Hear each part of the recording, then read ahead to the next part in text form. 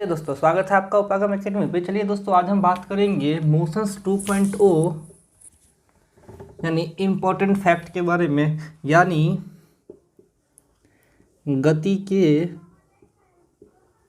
महत्वपूर्ण तथ्य, मापन, प्रयोग।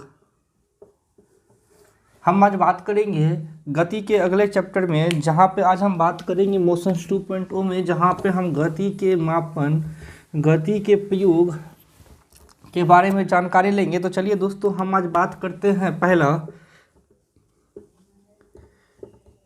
एक ग्राफिकल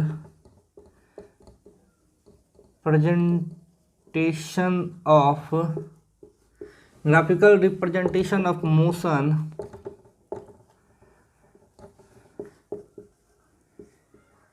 गति के ग्राफीय स्वरूप या चित्रण।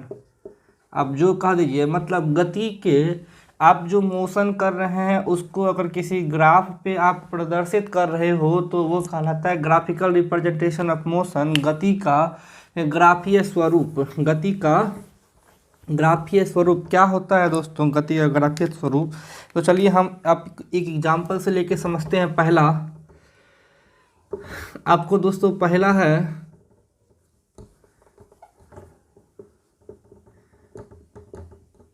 डिस्प्लेसमेंट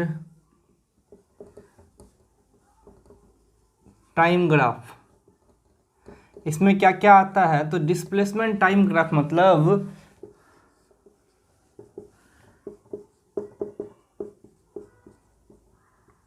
डिस्प्लेसमेंट और टाइम का ग्राफ। और डिस्प्लेसमेंट और टाइम का ग्राफ क्या होता है दोस्तों? Displacement time graph. तो पहला, ये गति का ग्राफ ही है। ज़रूरत क्या है दोस्तों? तो किसी भी गति के परिमाण, मैग्नीट्यूड और उसके द्वारा तय की गई दूरी और रिस्पेक्टिव टाइम होता है। ये तो हमको पता है कि कोई भी गति यानी स्पीड जो है तय की गई दूरी और तय किए गए समय से होता है। तो अगर हम तय की गई दूरी और तय किए गए समय को किसी भी ग्राफ में अगर हम अलग अलग तरीके से दिखाते हैं किसी भी तरह से, तो ये सभी क्या है दोस्तों? ग्राफीय रिप्रेजेंटेशन है। तो ग्राफीय रिप्रेजेंटेशन आपको उसके परिमाण को, उसके वैल्यू को एनालिसिस करने में मदद करता है। तो चलिए, ग्राफीय रिप्रेजेंटेशन में हम आज बात करेंगे पहले डिस्टेंस टाइम ग्राफ के। तो डिस्टेंस टाइम ग्राफ में चलिए, एक नंबर पे ये टी है और ये डी है। ये डिस्प्लेसमेंट है सर, क्या है? डिस्प्लेसमेंट शॉर्ट में लिख रहे हैं। ये टाइम है। डिस्प्लेसमेंट और टाइम है। अगर कहता है क्या कि कोई वस्तु रेस्ट में हो, कोई वस्तु रेस्ट में हो, तो इसके द्वारा तय की गई दूरी, तय किया गया विस्थापन क्या होगा? यदि कोई वस्तु रेस्ट में हो तो तय की गई दूरी या तय किया गया विस्थापन होता है 0। इसीलिए इसका ग्राफ ऐसा होगा, क्योंकि टाइम बढ़ते जा रहा है, टाइम बढ़ते जा रहा है, लेकिन वस्तु वो जहाँ का तहाँ खड़ा है। अगर किसी एक पार्टिकुलर, मान लीजिए कि किसी एक पार्टिकुलर यानी 5 किलोमीटर की डिस्टेंस पर जाके ये आदमी रुक गया, और उसके बाद अगर हम समय का कैलकुलेट कर रहे हैं तो समय बढ़ता चला जा रहा है, लेकिन दूरी वहीं का वहीं है। तो ये पहला है डिस्प्लेसमेंट टाइम ग्राफ का। इसको पूरा लिख दे क्या?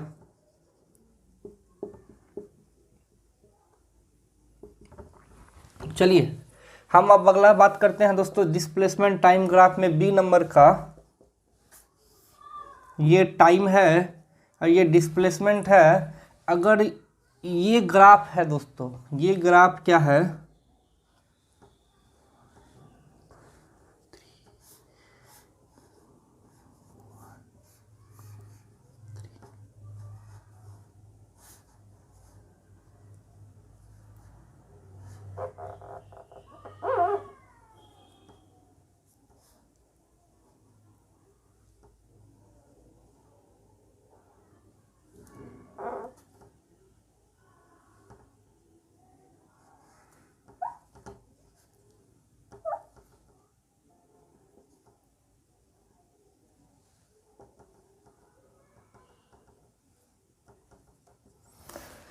हाँ चलिए दोस्तों, ये भी ग्राफ है डिस्प्लेसमेंट और टाइम का। डिस्प्लेसमेंट और टाइम का बस पहले और दूसरे वाले में आपको डिफरेंस क्या है, पहले और दूसरे वाले में दोस्तों बस सिंगल डिफरेंस है कि यहाँ पे वस्तु रेस्ट में था और यहाँ वस्तु एक समान चाल से चल रहा है, एक समान चाल से चल रहा है, एक समान चाल से या वेग से चल रहा है। कैसे पता करते हैं सर जी? अगर किसी निश्चित टाइम में अगर निश्चित दूरी तय कर रहा है, निश्चित टाइम में निश्चित दूरी तय कर रहा है, इसका मतलब आपका v minus u by t equal to 0 है, यानी एक्सेलरेशन इक्वल टू 0 है। फाइनल वेलोसिटी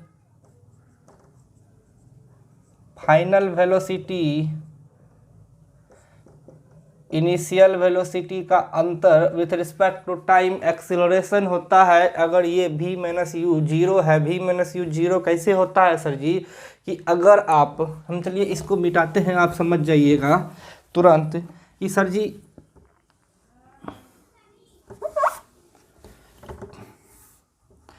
ये 100 किलोमीटर की दूरी है और इसको हमने 5 भागों में बांट दिया। पहला 20, 40, 80 और 100। आप किसी भी स्पीड पे चले जाओ और एट ए पार्टिकुलर टाइम में आप अगर 20 किलोमीटर स्पीड आपने क्या रखा, 10 kmph, 10 kmph, 10 kmph, 10 kmph, तो सर जी क्या आपका इनिशियल और फाइनल वेलोसिटी सेम है या नहीं है?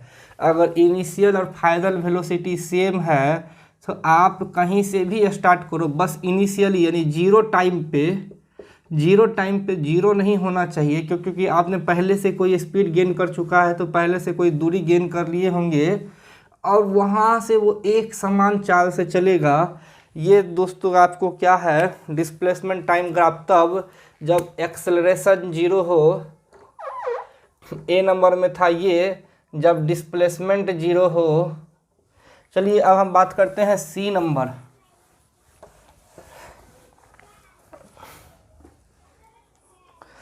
अब बात करते हैं चलिए दोस्तों सी नंबर, ये है टाइम, ये है डिस्प्लेसमेंट और इसके बीच का ग्राफ। ये है दोस्तों जब एक्सेलरेशन ग्रेटर देन 0 हो, एक्सेलरेशन ग्रेटर देन 0 हो, मतलब एक्सेलरेशन 0 से बड़ा हो और पॉजिटिव हो, और बड़ा हो और पॉजिटिव हो।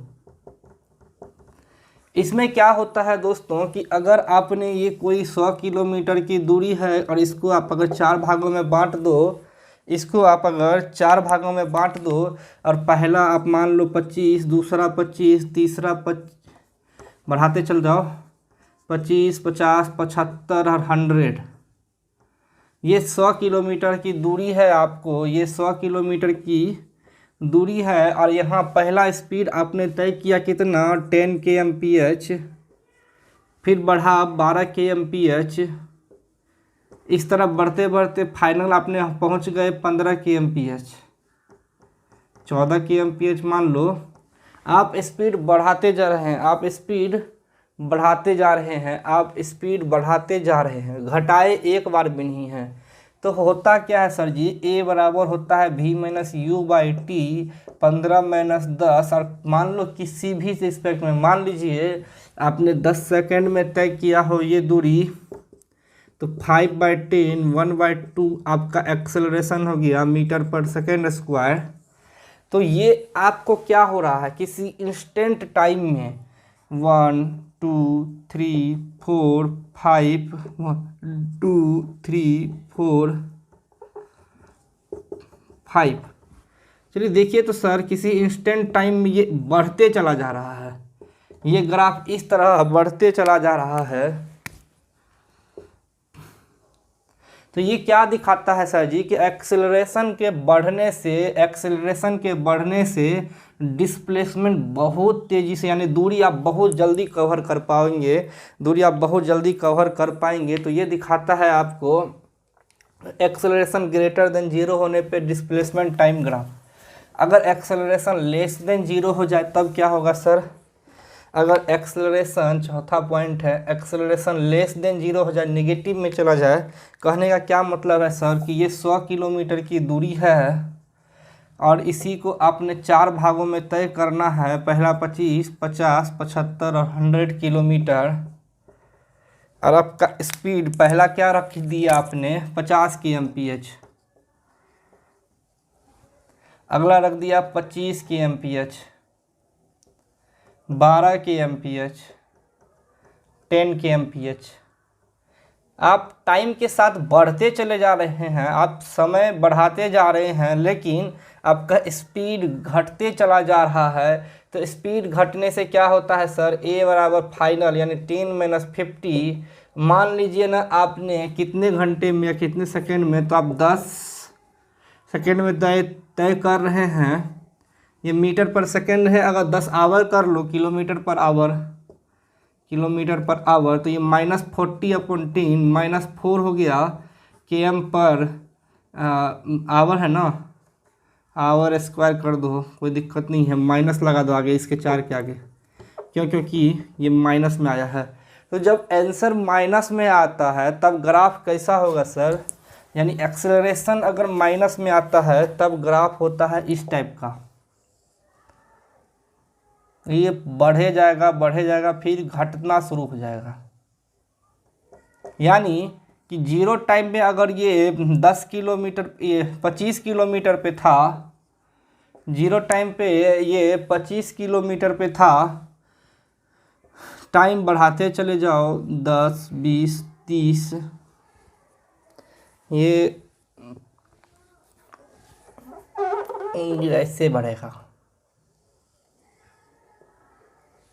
टाइम बढ़ाते चले जाओ सर, आप टाइम बढ़ाते चले जाओ और इसका ग्राफ क्या होता है सर, डाउन होता है, डाउनवर्ड होता है। इसका किसका सर, डिस्प्लेसमेंट और टाइम का, डिस्प्लेसमेंट और टाइम का। तो दोस्तों इसमें क्या हो रहा है कि अगर आपने अपना स्पीड घटाते चले गए तो टाइम के रिस्पेक्ट में आप कम से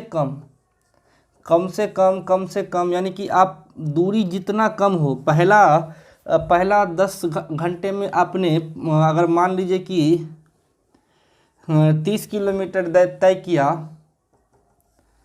अगला 10 घंटे में आप कितना तय करोगे सर, मान लीजिए 32। लेकिन जब ये घटना शुरू होता है, ये घटते अगर ये एक्सेलरेशन 0 पे आ जाएगा तो ये डिस्प्लेसमेंट भी 0 पे आ जाता है। लेकिन ऐसा ग्राफ तब होगा जब एक्सेलरेशन आपका नेगेटिव में चला जाए। तो ये तो 4 फैक्ट हैं डिस्प्लेसमेंट टाइम ग्राफ के, ये जो ग्राफ आपको बार बार पूछा जाता है, लेकिन पूछा ये नहीं जाएगा, लेकिन पूछा एक इम्पोर्टेंट क्वेश्चन जाएगा क्या, कि डिस्प्लेसमेंट टाइम ग्राफ हमको देता क्या है।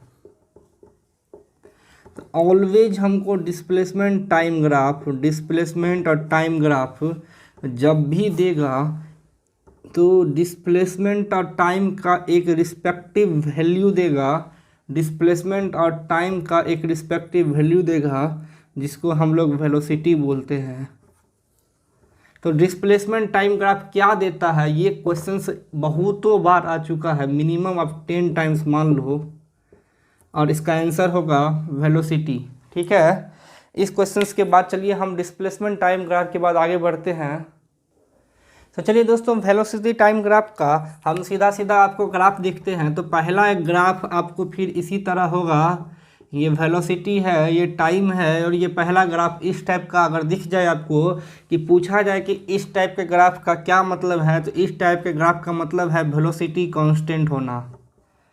वेलोसिटी कांस्टेंट होना मतलब सर जी, अगर आप वेलोसिटी आपका 10 kmph है, आप कितना भी समय तक चल लो, 10 सेकेंड, 20 सेकेंड, 30 सेकेंड, 40 सेकेंड, कितना भी चल लो, आपका वेलोसिटी कांस्टेंट रहेगा। और अगर वेलोसिटी कांस्टेंट है तो v - u क्या होगा सर, लड्डू, तो एक्सेलरेशन हो जाएगा 0।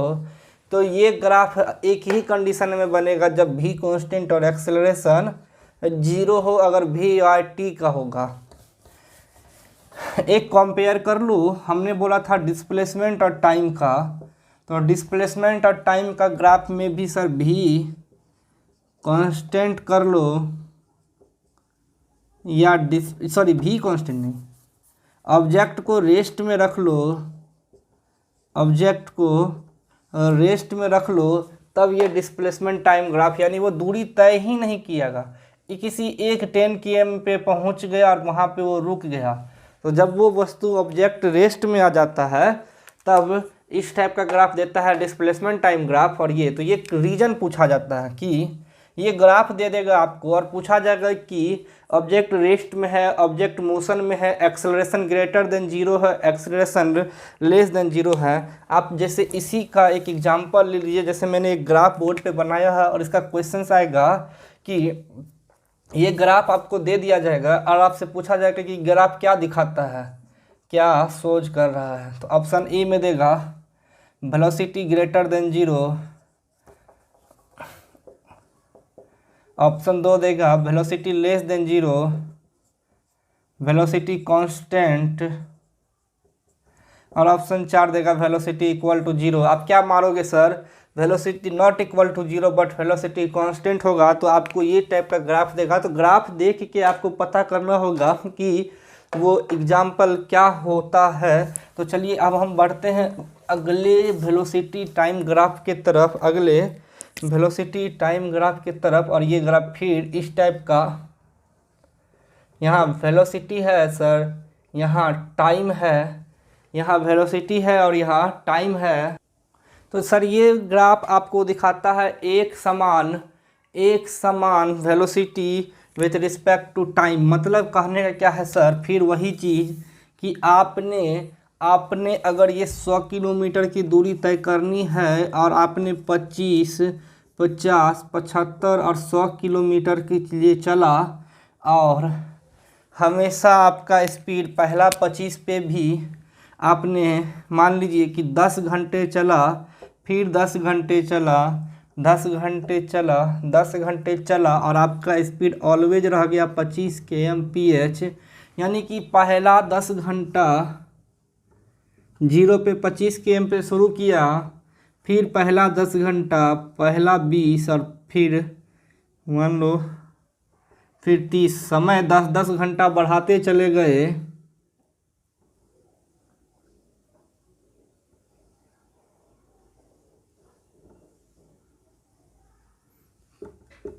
पचास 75, तो यहाँ पे भी आप देख सकते हैं ये 30 घंटा में 75 किलोमीटर तय कर रहा है और यहाँ पे भी 30 घंटा में 75 किलोमीटर तय कर रहा है। मतलब एक रिस्पेक्टिव टाइम में समान दूरी तय करना, एक रिस्पेक्टिव टाइम में समान दूरी तय करना, लेकिन इनिशियल वेलोसिटी 0 नहीं हो। तो वेलोसिटी टाइम ग्राफ इस तरह का होता है। किस टाइप का सर, इस टाइप का। तो अब इसमें हमको जानकारी क्या, इससे ऑब्जेक्टिव क्वेश्चंस क्या आएंगे।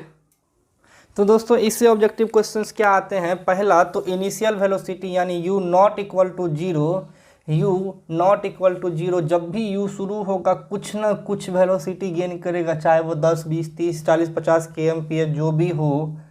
तो पहला तो ऑप्शन यही होता है। अगर क्वेश्चंस में कहता है कि ये ग्राफ क्या सोच करता है, वेलोसिटी टाइम ग्राफ का ये वाला ग्राफ क्या सोच करता है, ऑप्शन 1 दे देगा u equal to 0, acceleration equal to 0, u not equal to 0, acceleration constant.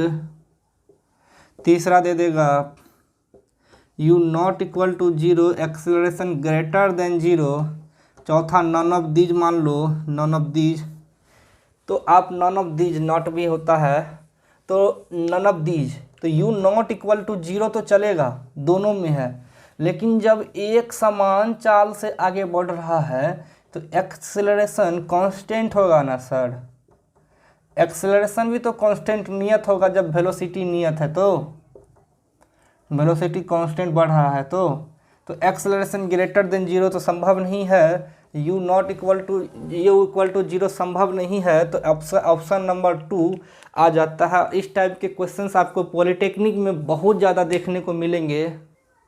चलिए दोस्तों अगला वेलोसिटी टाइम ग्राफ है जहां u इक्वल टू 0 है और इनिशियल से कोई वस्तु मूव करना शुरू करती है, यानी कि कोई वस्तु अगर जीरो वेलोसिटी से बढ़ती है और एक समान यानी कि सर रिस्पेक्टिव टाइम में, मान लीजिए कि आपने 10 kmph चला पहले 5 घंटे में, फिर अगले 5 घंटे में आपने फिर 10 किलोमीटर चला, फिर अगले 5 घंटे में आपने फिर 10 किलोमीटर चला, यानी 10 kmph का स्पीड से चला।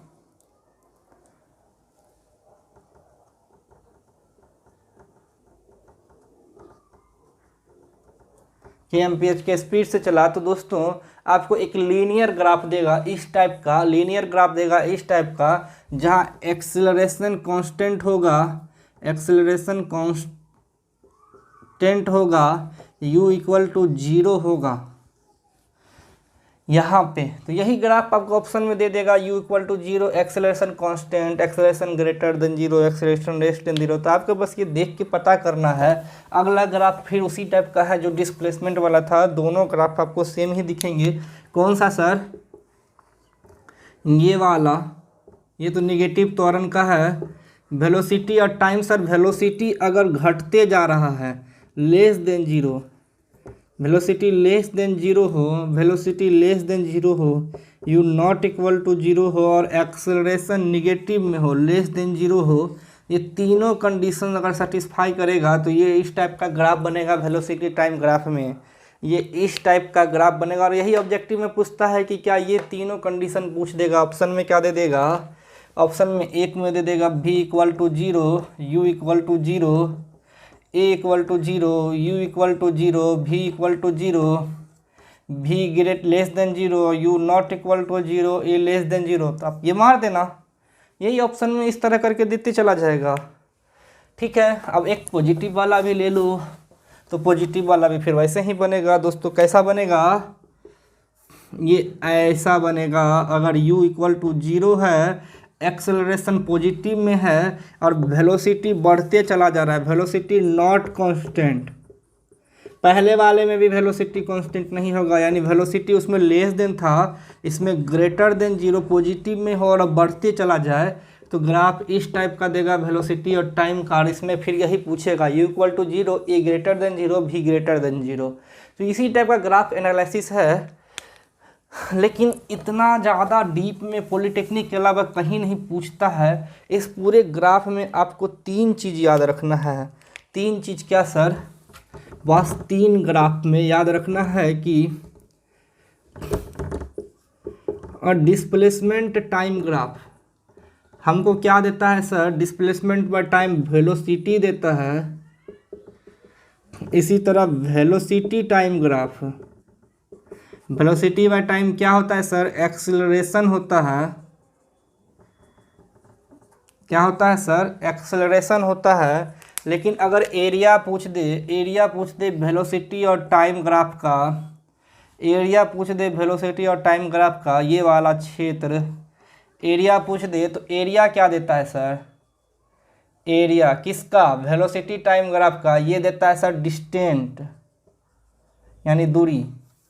आपको यही 3 पॉइंट मेन एग्जाम में पैरामेडिकल और अदर ग्रुप डी रेलवे के स्टूडेंट के लिए केवल ये 3 है। और इससे पहले जितने पॉइंट्स थे, जो ग्राफ थे, वो खास करके पॉलिटेक्निक में पूछे जाते हैं। रेलवे में अब कहीं सवाल आपको एनटीपीसी में यानी ग्रेजुएशन लेवल पर ज़्यादा पूछे जाएंगे, पॉलिटेक्निक में ज़्यादा पूछे जाएंगे। पैरामेडिकल में बस यही 3 पॉइंट 4 पॉइंट आपको याद रखने हैं। ग्राफ बहुत कम पूछा जाता है, लेकिन अब चूँकि सिलेबस में है तो आपको बता दिया गया है। चलिए आपको अगर अब इससे बाद हम बात करेंगे गति के इम्पोर्टेंट और फैक्ट में, यानी कि और जो मोशंस हैं जैसे प्रोजेक्टाइल मोशंस, इन सबों के बारे में अब हम चर्चा करेंगे। और वो चर्चा करेंगे दोस्तों मोशन 2.1 के पार्ट 2 में। पार्ट 2 में हम चर्चा करेंगे। आज के लिए धन्यवाद दोस्त।